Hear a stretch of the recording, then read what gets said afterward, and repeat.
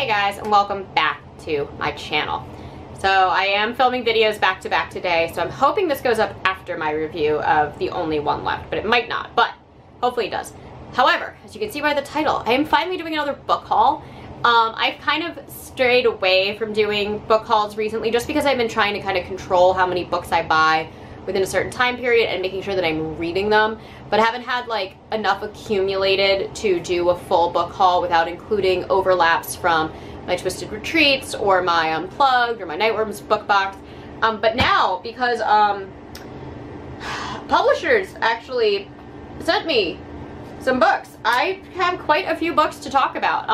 I will disclose which ones I purchased and which ones were sent to me, but I have 1, 2, 3, 4, 5, 6, 7, 8, 9, 10. I have 11 books for us to talk about today.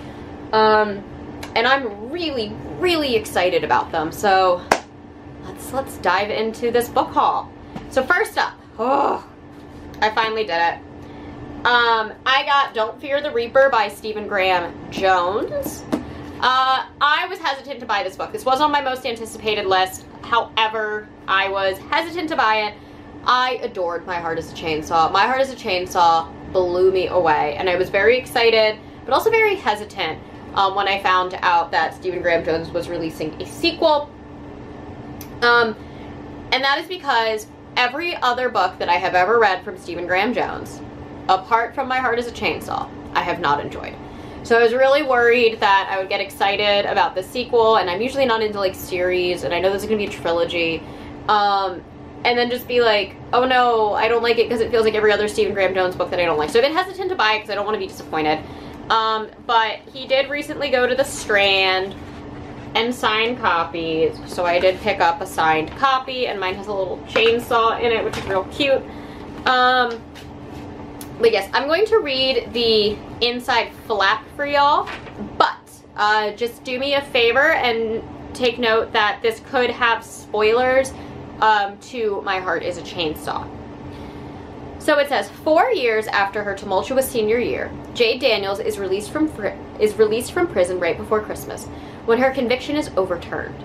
But life beyond bars takes a dangerous turn as soon as she enters her hometown of Proof Rock, Idaho. Dark Mill South, seeking revenge for 38 Dakota men hanged in 1862, escapes from his prison transfer due to a blizzard just outside of Proof Rock. Dark Mill South's reunion tour began on December 12, 2019, a Thursday. 36 hours and 20 bodies later, on Friday the 13th, it will be over. So it doesn't tell us too much, but I'm very excited to see. I'm going through, and it looks like there are still some diary entries or like essays from Jade. Yeah, listed as like Slasher 102, which was my favorite part of the original, and I know a lot of people didn't like it, but I loved it. So definitely very excited to get my hands on this and finally read that. Hopefully I'll get to it soon. I have a lot of books lined up for the rest of the summer into September, so I'm getting there. Next up, also purchased at the Strand by me, and a signed edition, I was really excited about that, is The Drift by C.J. Tudor, who is the author of The Chalk Man and Burning Girls. This was also on my most anticipated list, and I did finally pick it up. And yes, it is also signed. I like that they signed them in red at the Strand. Okay. So, it says, Hannah awakens to carnage, all mangled metal and shattered glass. After she was evacuated from a secluded boarding school during a snowstorm, her coach careered off the road, trapping her with a handful of survivors. They'll need to work together to escape, with their sanity and secrets intact. Meg awakens to a gentle rocking. She's in a cable car stranded high above snowy mountains, with 5 strangers and no memory of how they got on board. They are heading to a place known only as the Retreat, but as the temperature drops and tensions mount, Meg realizes they may not all make it there alive. Carter is gazing out the window of an isolated ski chalet he and his companions call home. As their generator begins to waver in the storm, something hiding in the chalet's depths threatens to escape, and their fragile bonds will be tested when the power finally fails, for good. The imminent dangers faced by Hannah, Meg, and Carter are each one part of the puzzle. Lurking in their shadows is an even greater danger, one with the power to consume all of humanity. Dun dun dun. Honestly, I will probably read this closer to winter just because it is a snowy setting. The same with the new Darcy Coates novel that just came out. I have not purchased it yet, but I will be. But it is set in winter and it is currently July. So I don't like to read winter novels in the summer, but maybe closer to holiday season. Alright, and this was another gem that I found at the Strand and I just couldn't not purchase it. And this is Edward Gorey's Haunting Looking Glass, and it is a collection of ghost stories chosen and illustrated by Edward Gorey. Many of you know that I adore Edward Gorey. I love his art. I love his short stories, which are usually like kind of almost like children's books. He is an incredible artist, and I tend to pick up a lot of things from him, but the illustrations for some classic Gothic lit stories in this are absolutely beautiful. And this is a collection of stories that feature The Empty House by Algernon Blackwood, The Signal Man by Charles Dickens, The Body Snatcher by Robert Louis Stevenson, The Judge's House by Bram Stoker, The Monkey's Paw by W.W. Jacobs, The Dream Woman by Wilkie Collins, The Casting Runes by M.R. James, and many, many more. I picked this up primarily because it's Edward Gorey, but I also love Gothic short stories. I'm not always into short story collections, but this is a collection that features a lot of books, or a lot of works by authors that I really, really like. Several which I have read before, especially The Monkey's Paw, and already know that I adore, so had to pick this up. Next up, my stepdad actually got this for me at Wonder Book in Maryland, and I was just so thrilled with it. This is just Tales of Suspense by Edgar Allan Poe. It's a collection of his short stories as well. It has some really cool illustrations in it, and this absolutely awesome cover. But this is part of the Reader's Digest collection from the 80s. This one is from 1986, and I have a collection of these books, these types of editions of some of my favorite Gothic novels. I've got a whole video actually where I do a whole list of the ones that I have from a previous Wonder Book haul. But I just love this because it has the Tapophile. Edgar Allan Poe is one of my all-time favorite authors, and I just knew it would fit with the rest of my collection. And this features iconic stories from Poe, including The Pit and the Pendulum, The Fall of the House of Usher, The Murders in the Rue Morgue, The Oblong Box, The Cast of Amontillado, The Purloined Letter, The Golden Bug, Berenice, The Premature Burial, The Tale of the Ragged Mountains, which I actually don't think I've read, William Williamson, Morella, which I don't think I've read, The Facts in the Case of M. Valdemar, Hop Frog, The Telltale Heart, The Imp of the Perverse, which I don't think I've read, Metzengerstein, The Black Cat, The Mask of the Red Death, and An Afterword. So I had to read it. These editions are beautiful, or I had to get this because these editions are beautiful, and I display them all together and they look so pretty. And they're pretty cheap for being like in such good condition. So there you have it. Alright, now the rest of all of these books were sent to me. The next 4 were all sent to me by Darklit Press, thanks to Tim Meyer. And the rest of the last 3 are going to be sent to me all by Kristopher Triana, who is just awesome for doing that. He so didn't have to do that. He went above and beyond sending me these care packages. And I'll get into that as I go forward. But first up is Lagunas Point, which Tim Meyer graciously asked me to read and review. I'll be doing a buddy read with my friend Blackacre Doe on this. We're huge Tim Meyer fans. We did a big buddy read on his novel Malignant Summer, I think 2 years ago, which was one of my favorite reads of that year. But he wanted us to get our hands on an advanced copy of Lagunas Point, and I am so excited to do so. Again, I really love Tim Meyer's work. So the back of the book says, 3 years ago, Ellie Brower's daughter went missing somewhere in the heart of Virginia. Today, Ellie receives a mysterious text message that leads her to believe her daughter might still be alive. She follows this rabbit hole to the coastal town of Lagunas Point. But there's something wrong with this place. The town's only constable is zero help and downright hostile. There's a beloved mayor who presides over town affairs, but no one has ever seen his face. Meanwhile, an enormous clock tower holds something sinister behind its cyclopean eye of time. As Ellie unravels the mystery of her missing daughter, the town begins to change, its geography, its spirit. Slowly, this homely paradise transforms into a nightmarish dream world, and not just the town, the people themselves are slowly evolving into something else. So I will definitely be reading that very soon. I'm so excited to read this book. This was on my most anticipated list. But I'm either going to read this directly after I finish Briar Dark, which I'm halfway through right now, or another book in this, but regardless, this book and one other, really depending on when me and Blackacre Doe can start our buddy read. will be read within the next 3 books that I read. I'm so stoked for this.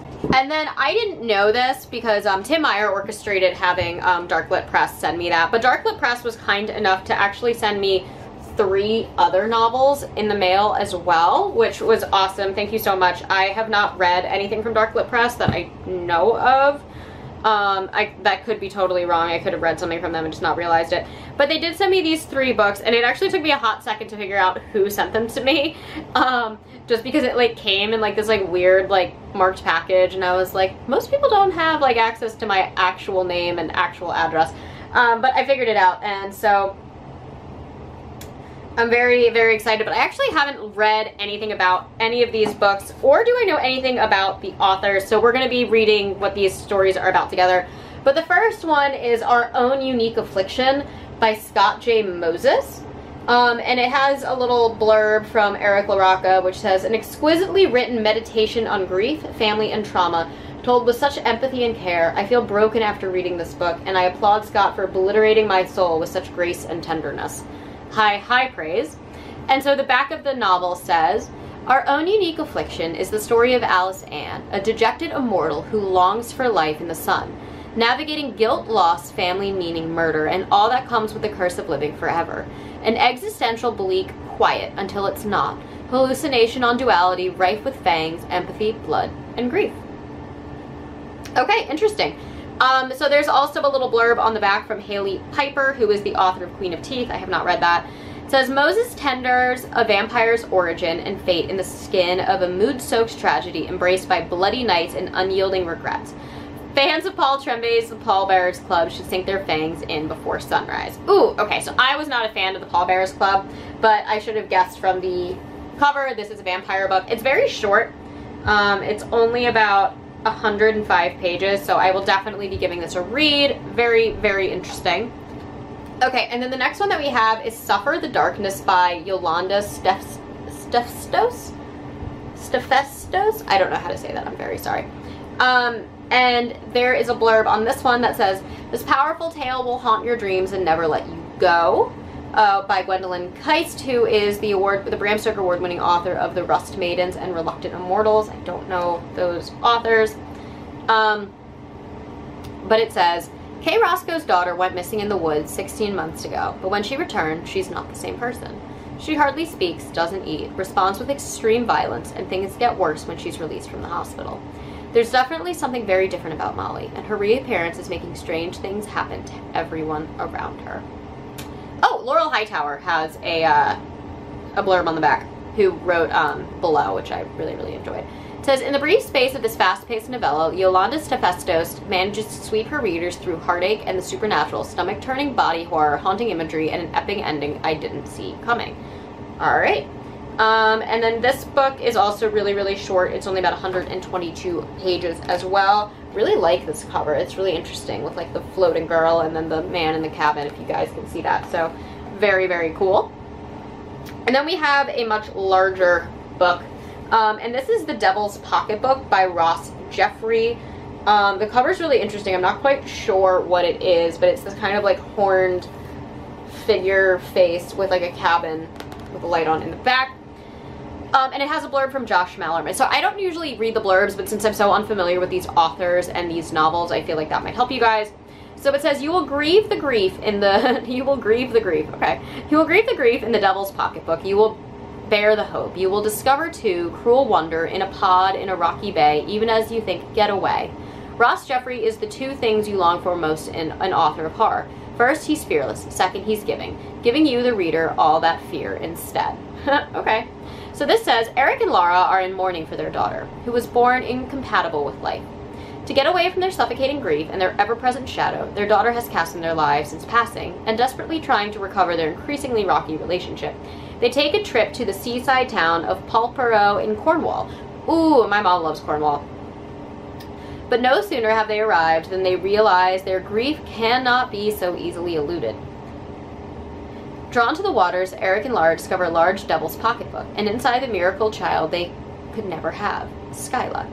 Is their young girl a gift from the sea, a dangerous shared delusion, or something even more sinister? As reality slips away from the couple, they begin to realize they are contending with forces as powerful as the undertows of the ocean and just as inescapable. Interesting.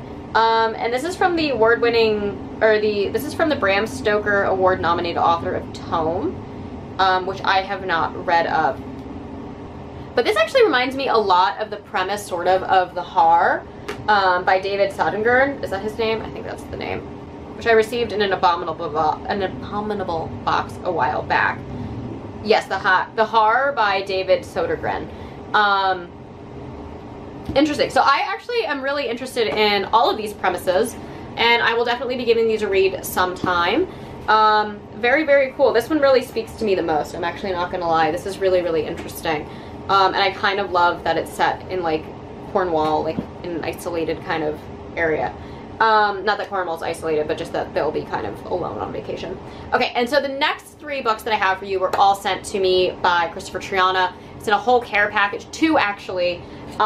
He first, and I've talked about this in a video recently, but he first surprised me with an awesome care package with pins and stickers and these 2 books in them. The first book is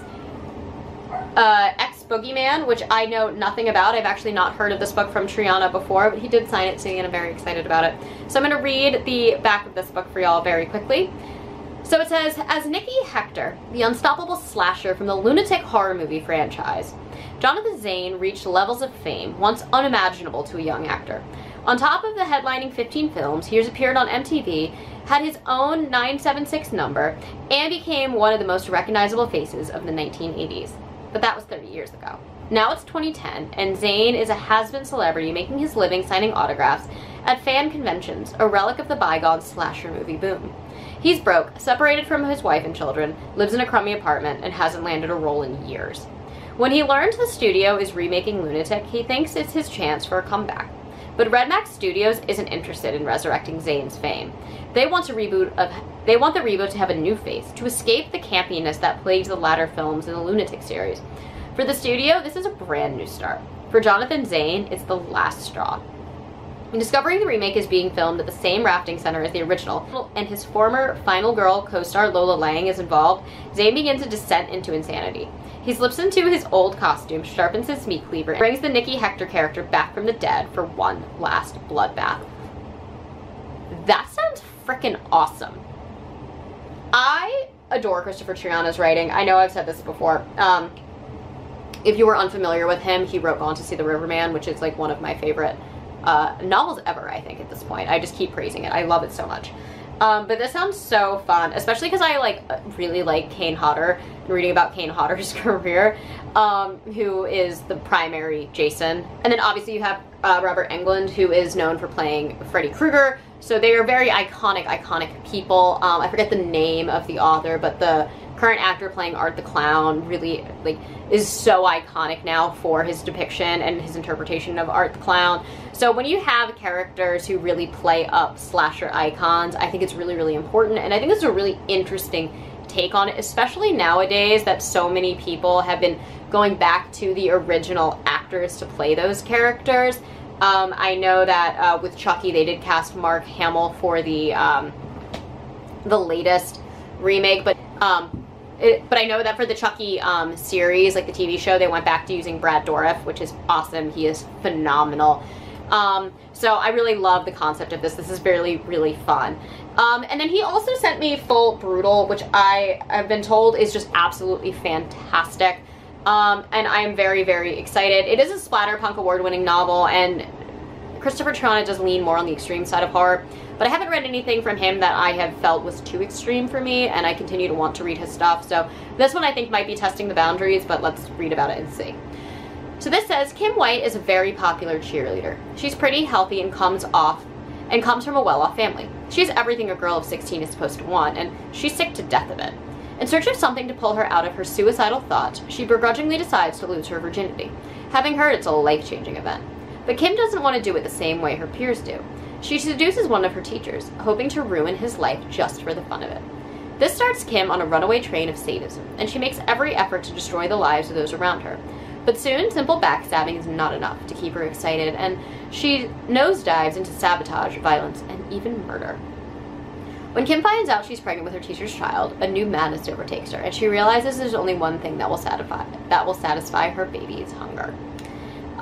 So normally this is a book that I probably wouldn't touch, just from like the concept of it all, but this has received such high praise, and every single time I post anything about Kristopher Triana, everybody's like, why haven't you read Full Brutal yet? So definitely moving it up on my list. It was actually going to be one of the next books that I read, but then Triana decided to like just magically drop on all of us the fact that he wrote a sequel to Gone to See the Riverman, and then he sent it to me, and so I have an advanced copy right here, and I am so unbelievably excited. This was just announced like 2 days ago, and like the day he announced it, like the night he announced it, this was in the mail the next day. Like I opened my mailbox and I was like, oh my god, I have a copy. I couldn't believe it. So this is definitely either, my next book is either going to be this book or Lagunas Point, and then the other one will follow directly after. But I'm so excited for this. I'm going to try and read the back of the book for y'all, but I have an ARC, like not for resale, banner on the back of mine, so it might be a little tricky for me to read just like one little paragraph. And again, this might hold spoilers for Gone to See the Riverman, but I don't think it has too many. Nothing to do with the main characters, at least. So I read it once, but let's read it again for y'all. So it says, having escaped from prison, serial killer Edmund Cox returns to his hometown of Killen. Entering the woods with his darlings in his pocket, he begins a new quest along the Hollow River, hoping to make good on one final deal with the Riverman. What Edmund doesn't realize is he's not going alone. Keith Drakeson is one of the police detectives who hunted Cox the first time around, and he considers the killer's escape an insult to his legacy. Determined to capture the killer again, he follows a hunch that leads him to where Edmund grew up. Gary Chapman is a private investigator looking for a missing girl named Jessica Hong, who he believes was one of Edmund Cox's victims. Jessica was writing a paper on the legend of the Riverman before she disappeared. Okay, here he is. So Gary and Keith decide to team up, but they soon encounter a strange girl. June Audrey is a teenage runaway with a backpack full of articles on Edmund Cox. She too has come to these woods in search of the killer. The three travelers head upriver, each carrying their own dark secrets, as they pursue a man of pure evil, and the local legend some say is behind it all. Along the River of Flesh is the sequel to the international horror sensation Gone to See the Riverman. Picking up where the first book left off, Triana's transgressive novel builds upon the terrifying world of the Riverman and the miserable souls who dare to find him. I am so excited. I'm so excited it's still taking place along the river. I'm excited that we're going to learn more about the Riverman. I am so happy. And ooh, my camera cut out there. As I was saying, I also got a cute little keychain from Kristopher Triana that has both the covers of the book and the sequel on it, with this little key, which if you read the first book, you know is so messed up. He sent me a little pin as well for Gone to See the Riverman, but I am just so excited to read this. And as well as Lagunas Point. As I said, both of these books are going to be read very soon. One right after the other, honestly. And I know they both reached out to me because I have reviewed books on my channel before. So I do promise that I will be giving you guys very honest reviews. Just because an author sends me a book doesn't mean that I'm going to ever change how I feel about a book. But I'm so excited because these are both authors that I really love, that I really want to see get more recognition in the horror indie community, in the horror lit community, just because I've read so many books by these authors that I really did enjoy. I thought Malignant Summer by Tim Meyer was fantastic. Paradise Club is so funny and so weird. And I've just pretty much read every horror novel that Tim Meyer has released. He does write other things, and I've never really picked those up before just because I know that I love his horror. He's one of the only authors who can write cosmic horror, and I'm with it. And I guess that applies to Triana as well, even though his kind of definition of cosmic horror is a little more contained than the broad spectrum of most cosmic horror. Like, the Riverman is totally cosmic, but in his own kind of weird way. But I'm so excited. So I do promise honest reviews, but I am just so thrilled that these books were sent to me. I can't wait to read them for y'all and give you guys my honest opinions and just go on the adventures that these authors are sending me on. I am so excited. So thank you to Tim Meyer, thank you to Kristopher Triana, and thank you to Dark Lip Press. This is not a sponsored video. I don't get sponsorships on this channel. So this is just like them choosing to send these to me. But yeah, as always, I post every Monday and Thursday, sometimes on Saturdays. If you enjoy these videos, please hit the like and subscribe buttons down below, and I will catch you all in the next one. Mwah.